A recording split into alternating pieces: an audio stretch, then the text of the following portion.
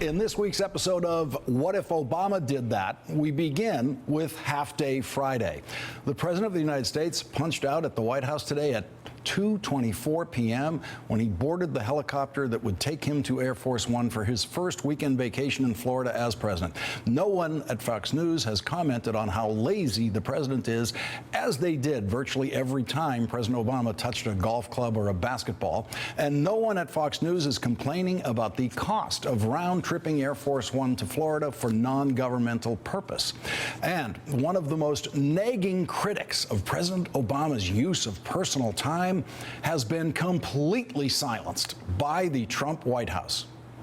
This is typical of tweets Donald Trump sent every time President Obama used Air Force One for vacations. President Barack Obama's vacationing is costing taxpayers millions of dollars. Unbelievable. Good thing that guy's not around anymore to criticize President Trump's flying down to Florida for the weekend.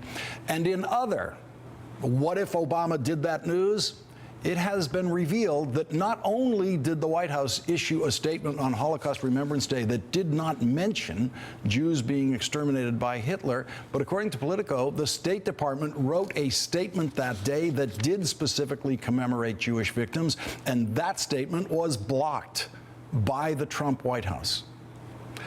What if Obama did that? What if President Obama refused to mention what happened to Jewish people in the Holocaust and would not allow the State Department to mention what happened to the Jewish victims of the Holocaust? Would impeachment hearings already be underway? A few Jewish organizations expressed their disappointment and corrected the historical record, but they refrained from any condemnation of the president. What if Obama did that? How many organizations would have condemned him personally? What would the Prime Minister of Israel have said? Do you really think Benjamin Netanyahu would have remained silent about this, as he did for the Trump administration? Or do you think Benjamin Netanyahu would have said that it revealed something sinister about the Obama administration's attitude toward Israel and the Jewish people?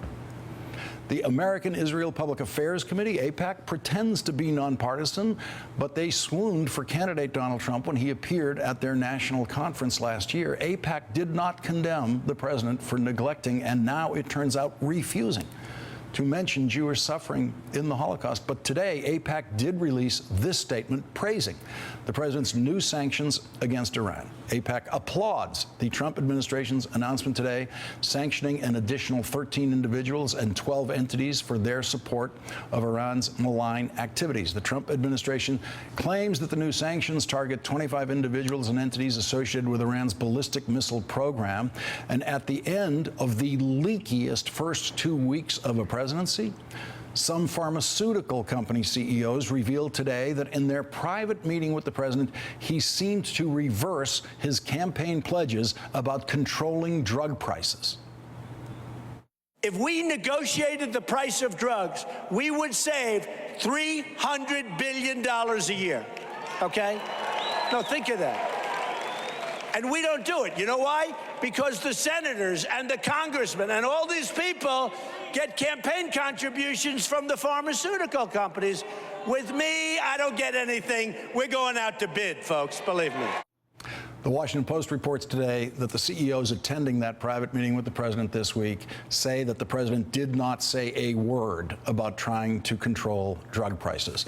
Joining us now, Frank Bruni, op-ed columnist at the New York Times, Marie Cox, senior political correspondent for MTV News, and Eugene Robinson, Pulitzer Prize-winning opinion writer for the Washington Post and an MSNBC political analyst. And Anna, where to begin? And feel free at the end of these first 2 weeks to begin anywhere you want, but I'm going to offer up that last point about the pharmaceutical companies saying, we got in the room with him and he didn't say a word about our prices. And there he was telling his supporters every day on the campaign trail that he was going to get in there and negotiate those prices with drug companies and control those prices in effect. Yeah, you know, I mean, it's starting to be like, you know, there's that saying, I think it's Maya Angelou, that, you know, when someone tells you who they are, believe them.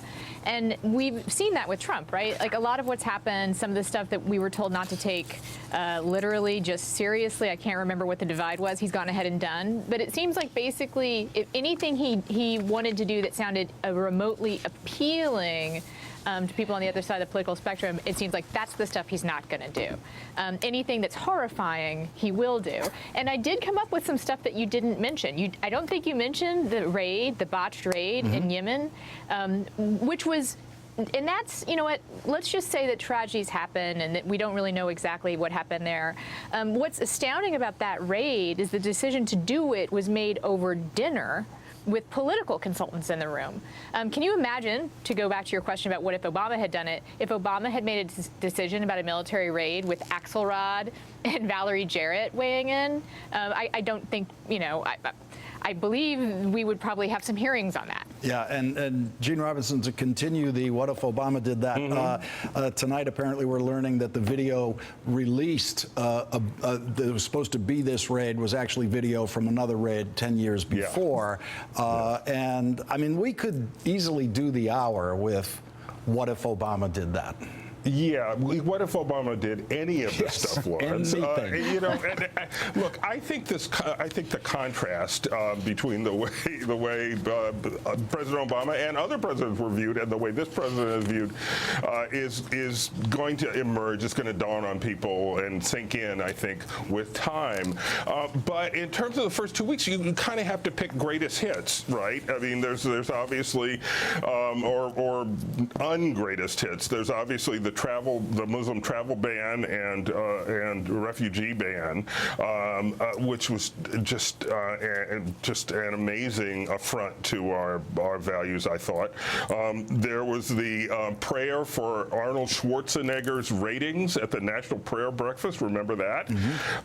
And then, of course, there was the rupturing of our relationship with Australia, which really it took some creativity, I think. That's a hard thing to pull off. And Frank, this is the White House in which Frederick Douglass is still alive. I was going to say I loved Gene's litany just there, but one of my favorite moments, favorite being used in a different way, of the week was his meeting with a very small group of chosen black leaders in the White House for Black History Month. He turned Black History Month into Trump Appreciation Day.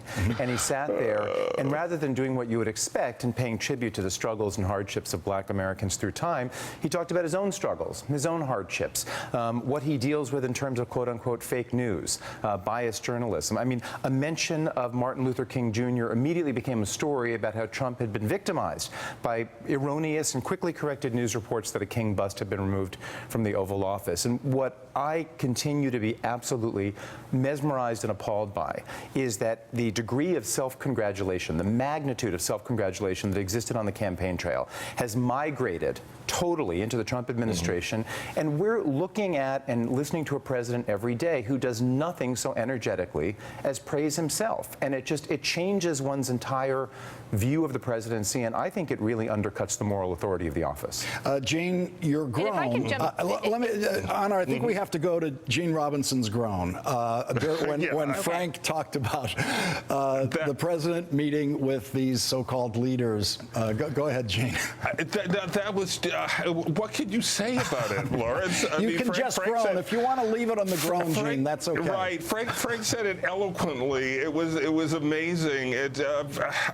I was on the air the other night. I did invite President Trump. I'd be happy to take him over to Anacostia here in Washington and to walk through Frederick Douglass's house, which is with part of the national park system now, and maybe it could be a learning moment. Maybe he even talked to them about what an unexpectedly high percentage of the black vote he'd gotten once black voters listened to him. He got 8% of the black vote. He continues to live in this alternate fact world where we all sit here today mourning the Bowling Green massacre. Anna, go ahead. Yeah, well, actually, I mean, this is sort of bringing some of these things together, which is this alternate fact world and the constant assuaging of his ego, the harping on his so-called accomplishments of ratings, of attendance, of his voting, of people who turned out or didn't turn out to vote for him. Remember, he's also claimed credit for black people not turning out, that he considers that a sign of his success. So they both voted for him in record numbers and stayed home in record numbers all because of him. Right, exactly. So this all comes comes together in a way to make authoritarianism possible is another step towards that, because it insulates him from the ramifications of his actions. You know, when he lives in this bubble where he is, blessed and special and can do no wrong, he doesn't hear what we have to say, what we the people have to say. He doesn't pay attention. He thinks it's all fake news, right? But And that just upsets a very fundamental tenet of democracy. It's Anna, it sounds as if he doesn't hear what anyone has to say because his staff has been busy talking to him through the press. There's been a torrent of leaks, and I think unprecedented in a new administration.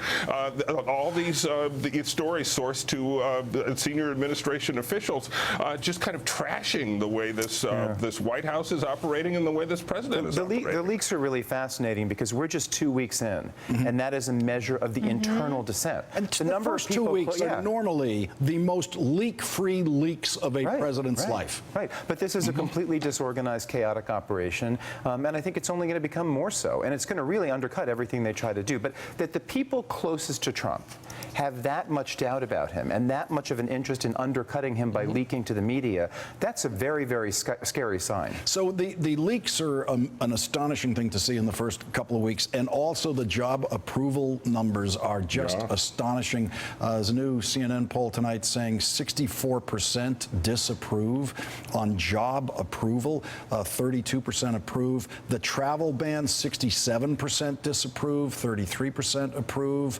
The border wall, 79% disapprove, 20% approve. This is among millennials ages 18 to 34.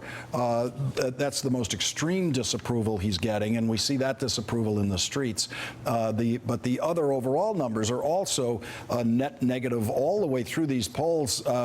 And the one thing we know about presidential polls is this is the high point. Historically, the first 2 weeks, that's the high point in your presidential polling for the rest of your life as a president. It only goes down from here. And, and we shouldn't, presidents shouldn't govern completely according to polls, right? Like sometimes the right thing to do is not the popular thing to do. I think we can all accept that. But, it's a good barometer for kind of like just a general sense of where you're headed. And the unfortunate thing here is that Trump is just not going to believe this stuff. I mean, he's already dismissed, he's obsessed with watching cable news, but he dismisses cable news. It's actually a really sick relationship, I think, in some ways, like he has with the media. It's like picking at a scab for him or something. I mean, I wish I could come up with a less gross metaphor, but it's a pretty gross relationship. I think, it concerns me because, again, I think of all of this, including the leaks, including his obsession with fake news, as being a pathway to disruption of democracy. Because I would say these leaks aren't about undercutting Trump necessarily, in the sense that they're about people inside the White House who want to save democracy, who want to protect what we have as a country. I think they're just like out to get each other.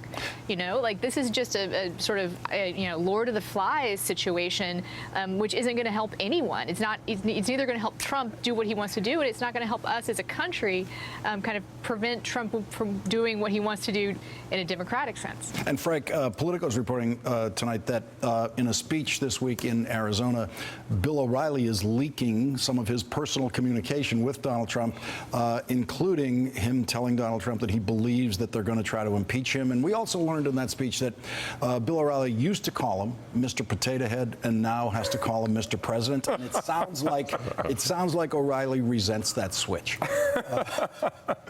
I don't even know what to say to that. I mean, they're two men who... if I can leave you speechless, my job is done. All right, we're going to have to leave it there. Frank Bruni, Marie Cox, Eugene Robinson, thank you all for joining us tonight. Really appreciate it.